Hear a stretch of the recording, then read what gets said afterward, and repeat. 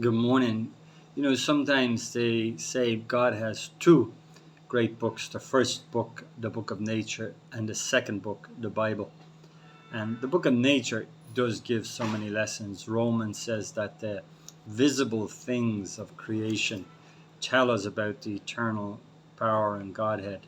So we see the stars and the multitude of them and the vast size of them, and we can tell of the great power of God and the wisdom of God and the intelligence of God.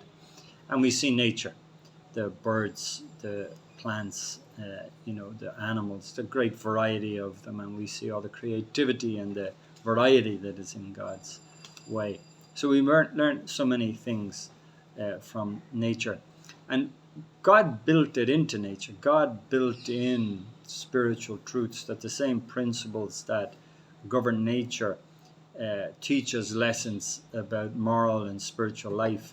And so the parables that Jesus taught were all based on either nature or the normal things of life. A parable uh, is always a real event, a real thing. And it's not, they are parables, as stories, and to teach us something.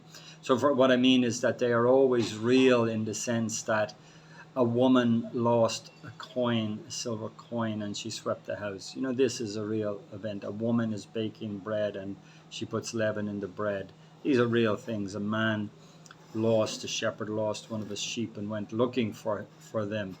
A farmer sows seed in the ground and the seed grows up. So this is the idea of parables. It's something very real in life, and in that real thing we teach things of it. So of the parable of the sower, there's two of them. There's probably even actually more, but um, the one that Jesus says, the short little one, it's in Mark chapter 4. It says, a farmer sows the seed in the ground, then he goes to sleep, and the uh, seed grows by itself. He doesn't know how. It says the earth yields forth fruit by itself. He doesn't know how. And when the harvest has come, he puts in the sickle and he reaps.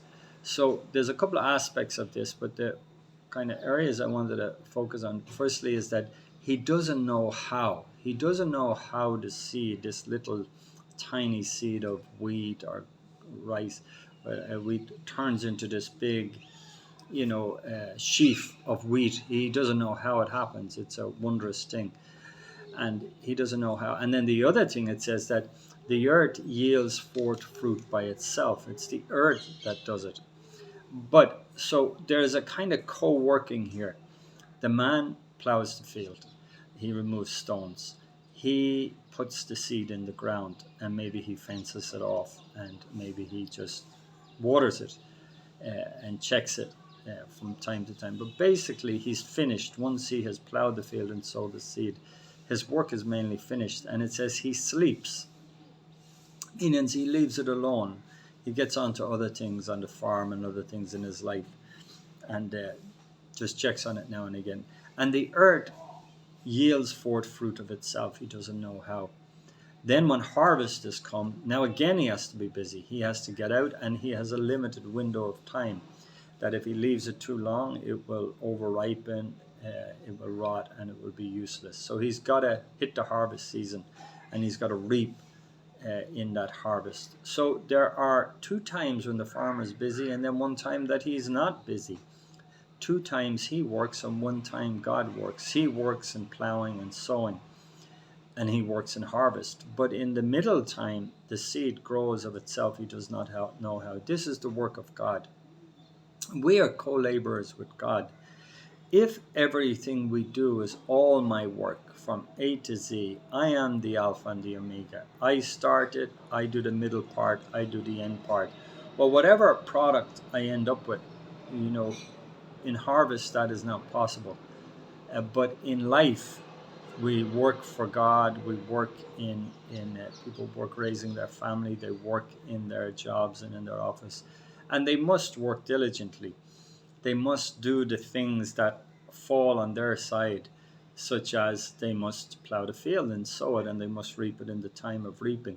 And as a student, you must study, you must pay attention. As a worker in the office, you must be diligent about your work. You must do it as best you can. But there's an aspect of it that God works with us, especially in the work of the gospel. You sow the seed, you teach, you preach, you share. But then there is an area in it that it is altogether God's work. And we have this beautiful mixture. And when we see, God's work in it, there is a beautiful mixture of the divine and the human in it. Like the scriptures, it is written by men, and it has that humanity in it. It has the feelings of men in it. It has the weakness of men in it. And then it has the divine, the inerrancy of it, the power in it that changes. So the humanity to touch us, but the power to change us of God in it. And so the work that we do, it has the humanity that has all the weakness and the frailty of man in it, but then there's also all the blessing and power of God in it. And this is why we love it. We work and God also works. We are co-laborers with God, and we thank God for that. Okay, amen.